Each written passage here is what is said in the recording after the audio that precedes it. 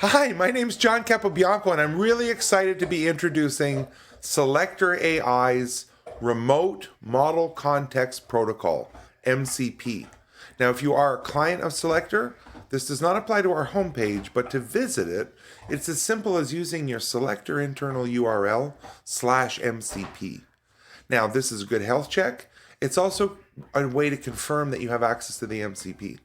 Now, what is Model Context Protocol? Maybe I'm getting ahead of myself. I know it's sort of been out there for a little while, but let's take a look at some information that you should probably look at. I would read the Introducing Model Context Protocol article from Anthropic under News/Model Context Protocol, right? And this gives you a breakdown on what they introduced and why we need it and how it all works. The next place I would go would be modelcontextprotocol.io. Now this visualization, and they call it a USB-C for AI applications. Now think of Selector AI as that USB-C that we're just going to plug into VS Code in a minute or two. So we're going to have a client. They mentioned Claude Desktop, which our MCP works with, IDEs, and other tools. We have the MCP server for Selector, which is a front end for the web APIs behind the scenes. Now, what I'm going to show you is the integration with VS Code, which has become an MCP client. All right, so we're going to watch this video together. And you can see that I'm going to first open the user settings for MCP inside of VS Code. MCP has been given an entire menu system inside of VS Code. So we're going to look at the user configuration. As you can see in here, I have the Demo2 Selector instance, which is a remote MCP that runs on my URL /MCP and takes a bearer token. Now, VS Code has the ability to hide these tokens and make this ultra secure. Ultra secure. One-time input password, and then it will save that token until the lifespan of the token expires.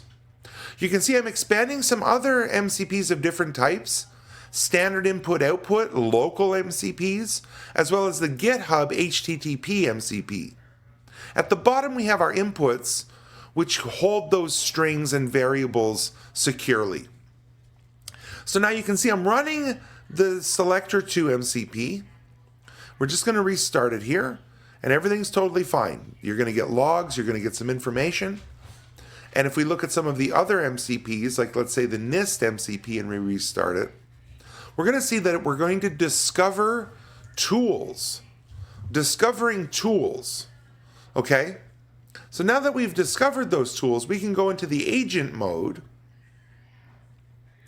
And you can see we can pick our LLMs. Gemini, Claude, ChatGPT, and then expose those tools that we've connected through the MCPs. So you can see those tools are exposed now inside of my Copilot inside of VS Code. Right, and we can see there's the Ask Selector tool, there's the Query Selector tool, there's the Natural Language Phrases tool, a bunch of tools, 9 tools from Selector AI. So I'm going to ask it, could you please ask Selector for network devices and then query Selector for UC1 device inventory, an inventory table. But that's all I need to do in natural language. So first, here's the network devices, a natural language response. And then here is the SQL response and query. So now the Copilot has a full understanding of our inventory, and it's going to give us a little bit of a detailed summary here just about the inventory just through natural language. No Python, no REST APIs, no friction, no coding, just natural language.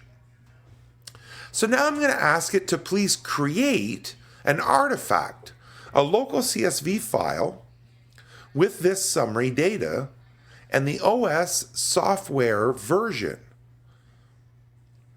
right, called networkdevices.csv.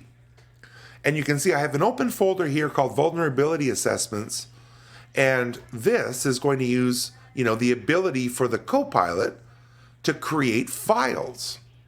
So why not create an artifact based on that network device information? So in just a second here, suddenly you're going to see a CSV file pop up. There it is.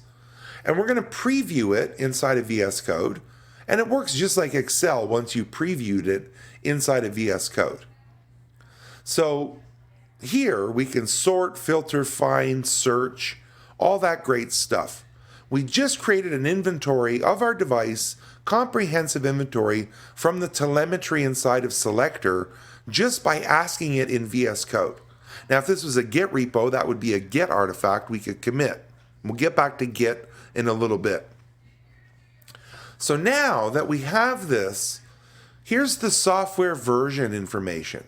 Now, you may have noticed earlier I plugged in the NIST, right, the CVE, the vulnerability tool REST API as an MCP. So let's follow this up and say, can you now use the vendor and OS combination per vendor, per OS, and check with NIST for vulnerabilities?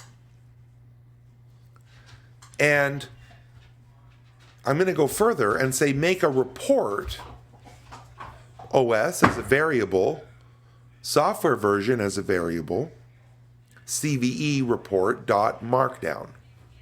Right, so we're going to mix these tools together. We have all the great telemetry from Selector, and now we're going to connect into NIST and also use the file creation capabilities to make markdown reports of the CVEs automatically all through VS Code and all through MCP. Now, I don't know if you call this vibe security, but it very much is vibe coding. And now you can see we have the 2, 4, 6, 7 different versions, and it's going to go ahead and check for CVEs automatically. And then we're going to find some intentionally and create the markdown report. Now, this is all happening very fast. Imagine having to do this homework by yourself or write the Python and use the API. Right? We are scrolling through this inventory and getting there's some vulnerabilities found. So we found some for this Junos 21 3R1 version. So now it's going to say, let me create the CVE reports for each vendor OS combination based on the search results. And we should start to get markdown files per operating system per vendor. So there's the Junos report. And let's take a look at the quality of this report. It's quite remarkable. So we're going to preview it in Markdown, and we have this wonderful, there's the affected environments.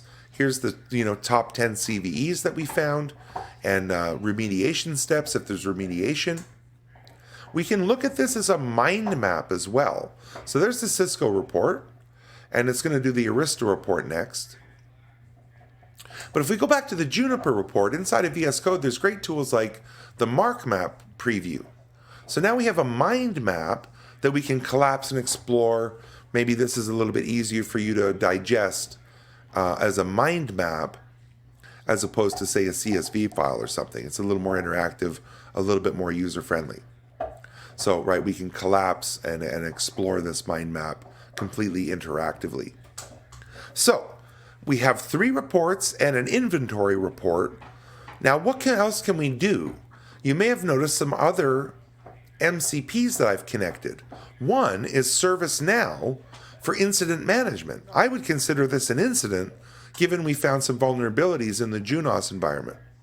So thank you. Given the CVEs found, could you please create a ServiceNow problem with the details from the analysis for my security team?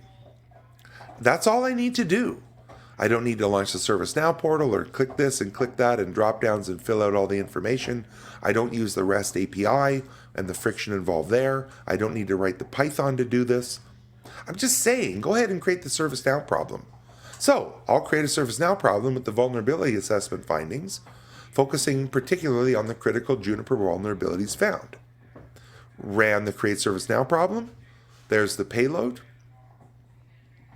And we're going to switch over to ServiceNow to take a look at this ticket. So we see there's 0 problems, and we're going to refresh the screen, and now I should have 1 problem. And it's remarkable. Multiple high severity CVEs found in network infrastructure, immediate action required. Take a look. It's a high impact, high urgency, critical priority, and it has all of the details and the key findings about this, the vulnerabilities found. Directly to our ServiceNow through MCP, the telemetry from Selector, the vulnerability assessment from NIST, now into ServiceNow. Just to show how flexible this really is, let's go ahead and put it into GitHub now. Create a similar markdown report on GitHub, automate your network repository, and we're going to specify the repository here as a repository that I've specified with token access, write permissions to my MCP. Again, all hidden now by VS Code with a one-time password, one-time input of your key that it will store indefinitely. So let's take a look and see if we can get this up into GitHub as a nice markdown report. Now this could be GitLabs. There is GitLab MCPs for a private on-prem instance or a private enterprise version. You could use this. So it's going to create the CVE. Now this is actually going to prompt me because this is the first time me trying the GitHub MCP. So I'm going to have to give it permission, which is good. Now you can say always allow so you never get this prompt, or allow once. I'm just going to go ahead and always allow this. And it's going to push the files, and there's all the output, there's the input. And now if I hop over to my GitHub repository, right, it's created the comprehensive, it pushed it into the repo, and it has commit details. So I'm going to refresh my repository and check it out. There's a brand new file, CVE report at the top, created now. And it is the markdown report of that Junos vulnerability assessment, all done through natural language and MCPs. So we've connected a few very critical and very important components of network operations here, the telemetry and visibility from Selector, into inventory files, into a CVE assessment, into ServiceNow tickets, and into GitHub repositories. And I'm just thanking it here for all your help, and it's going to give me a nice recap of what we've achieved. Right? We've created the initial network device inventory, performed CVE vulnerability analysis, created detailed markdown, and put it into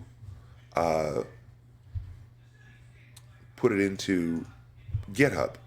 So, pretty remarkable exercise. This is just one. This was, I thought, it'd make a good example on how our MCP works with other MCPs in a client like VS Code.